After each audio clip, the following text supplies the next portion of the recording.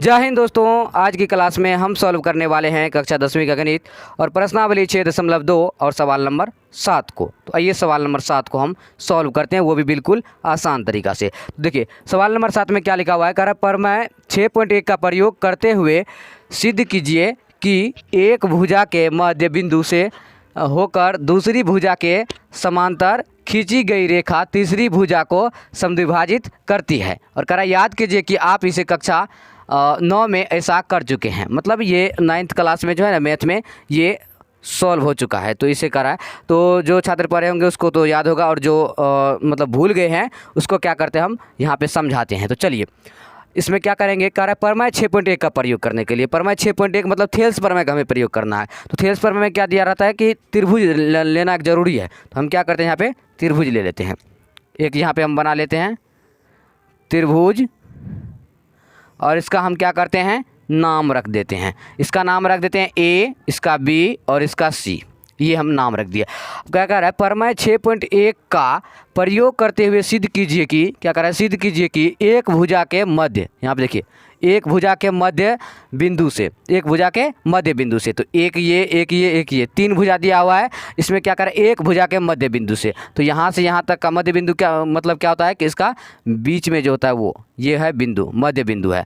तो मध्य बिंदु से होकर दूसरी भुजा के समांतर खींची गई रेखा, दूसरी भुजा के समांतर खींची गई रेखा, क्या कर रहा है दूसरी भुजा के समांतर खींची गई रेखा, ये जो दूसरी भुजा है इसके समांतर खींची गई रेखा तीसरी भुजा को समद्विभाजित करती है। इसके समांतर खींची गई रेखा क्या करती है, तीसरी भुजा को समद्विभाजित करती है। मतलब तीसरी भुजा ये है, ये पहला, ये दूसरा और ये तीसरा, तीसरी भुजा ये है, तो इसमें क्या कर समद्विभाजित करती है, यानी ये और ये समद्विभाजित करती है, ये हमें सिद्ध करना है।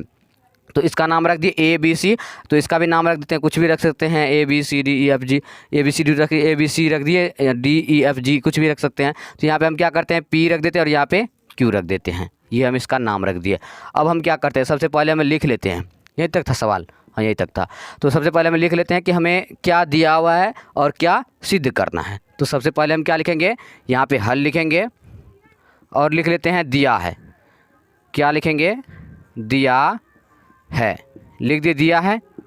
अब देखिए क्या दिया हुआ है वो समझिए। पहले दिया हुआ है त्रिभुज ए बी सी, क्या दिया हुआ है त्रिभुज ए बी सी, और ए बी सी में ए बी के मध्य बिंदु क्या है पी है ना। ए बी के बीच में क्या दिया हुआ है, ये बिंदु दिया हुआ है, ये पी है। तो हम यहाँ पे लिखेंगे कि त्रिभुज ए बी सी में ए बी का क्या लिखेंगे, ये जो है ए बी का मध्य बिंदु पी है, तो ए बी का मध्य बिंदु क्या लिखेंगे, मध्य बिंदु पी है, क्या लिखेंगे पी है। तो इसका मध्य बिंदु क्या है पी है, और इसमें जो है पी क्यू समांतर बी सी है।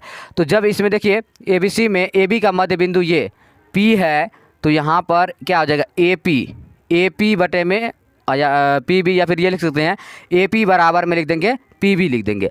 क्या लिखेंगे ए पी बराबर में पी बी, ये हम लिख दिए।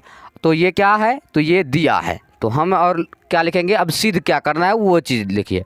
तो हम यहाँ पे लिखेंगे सिद्ध करना है, तो यहाँ पे लिख देंगे सिद्ध करना है। क्या सिद्ध करना है वो देखिए ध्यान से।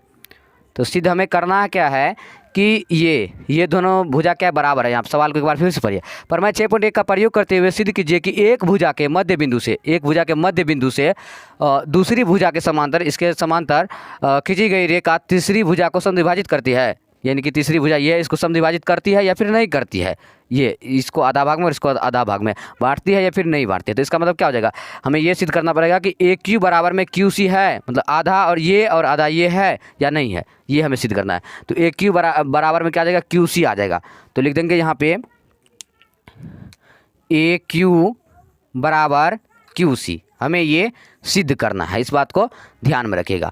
अब इसमें देखिए क्या दिया हुआ त्रिभुज ए बी सी में ये क्या है पी क्यू समांतर बी सी है, ये दोनों क्या है समान है। तो हम यहाँ पे लिखेंगे त्रिभुज ए बी सी में क्या है पी क्यू समांतर बी सी है, पी क्यू समांतर बी सी है, ये हम लिख दिए। तो इसमें क्या आ जाएगा कि जब थेल्स पर में पढ़ेंगे तो उसमें ये दिया हुआ है कि ये पी क्यू समांतर बी सी तब होगा जब ए पी बटे में पी बी और ए क्यू बराबर क्यू सी होगा, तो यानी कि ए क्यू बटे में क्यू सी होगा। तो हम इसको लिख लेते हैं ए पी बटे में पी बी, ए पी बटे में पी बी बराबर ए क्यू बटे में क्यू सी हो जाएगा। क्या होगा? ए क्यू बटे में क्यू सी, ये हम लिख दिए। तो ये कब होगा? जब ये दोनों समांतर होगा, या फिर ये बोल सकते हैं ये दोनों समांतर तब होगा जब ये इसके बटे में इस ये होगा या फिर इसका अनुपात ये होगा। तो ये हम लिख दिए। अब यहाँ पे एक पॉइंट है, क्या पॉइंट है वो समझिए। यहाँ पे देखिए क्या दिया हुआ है, ए पी बटे में पी बी, और यहाँ पे जब देखेंगे आपकी क्या दिया हुआ है, ए पी बराबर पी बी, मतलब कि ए पी के बराबर में क्या है, पी बी है। ये दोनों एक दूसरे के बराबर है। तो यहाँ पे देखिए ए पी की जगह पर हम क्या लिख सकते हैं, पी बी को लिख सकते हैं, या फिर पी बी की जगह पर हम ए पी लिख सकते हैं। इन दो, इसके जगह पर इसको लिख सकते हैं, इसके जगह पर इसको लिख सकते हैं, क्योंकि ये दोनों क्या है, बराबर है। तो हम क्या करते हैं, ए पी है ना, ए पी की जगह पर क्या करते हैं, पी बी को रख देते हैं। यहाँ पे ए पी की जगह पर क्या रखेंगे, पी बी को रख देते हैं, और नीचे में क्या आ जाएगा, पी बी बराबर में ए क्यू बटे में क्यू सी। अब देखिए जब ये दोनों बराबर है ना, पी बी बटे पी बी, तो इसको जब हम काटेंगे तो कितना आ जाएगा, एक आ जाएगा। तो अब हम यहाँ पे लिख देते हैं, तो यहाँ पे आ जाएगा एक बराबर में आ जाएगा ए क्यू बटे क्यू सी। तो लिखेंगे ए क्यू बटे में क्यू सी, और जब ये बटे में है, इसके बटे में कुछ नहीं, तो हम क्या दे सकते हैं, एक देख सकते हैं। अब देखिए इसको हम क्या करते हैं, गुना कर देते हैं, क्या बोलते हैं इसको, क्रॉस गुना कर देते हैं। एक को ए क्यू से गुना करते हैं, क्यू सी को एक से गुना कर देते हैं। तो एक को जब ए क्यू से गुना करेंगे तो क्या आ जाएगा, ए क्यू आ जाएगा बराबर, क्यू सी को एक से गुना करेंगे तो क्यू सी आ जाएगा। देखिए ये आया जो हमें सिद्ध करने के लिए कह रहा था, सिद्ध करना ए क्यू बराबर क्यू सी, है ना, यही आ गया, ए क्यू बराबर क्यू सी, यानी क्या हो चुका है, सिद्ध हो चुका है। तो हम यहाँ पे लिख देंगे प्रूव्ड, लिख दिए। बस यही तक था सवाल। कितना आसान सवाल था ये। तो इसको हम क्या किए, सवाल नंबर 7 को सॉल्व कर दिए, यानी कि आज की क्लास में हम प्रश्नावली 6.2 का सवाल नंबर 7 को सॉल्व कर दिए। और आज के लिए बस इतना ही। अब अगले दिन अगले क्लास के साथ मिलेंगे, तब तक के लिए जय हिंद, वंदे मातरम।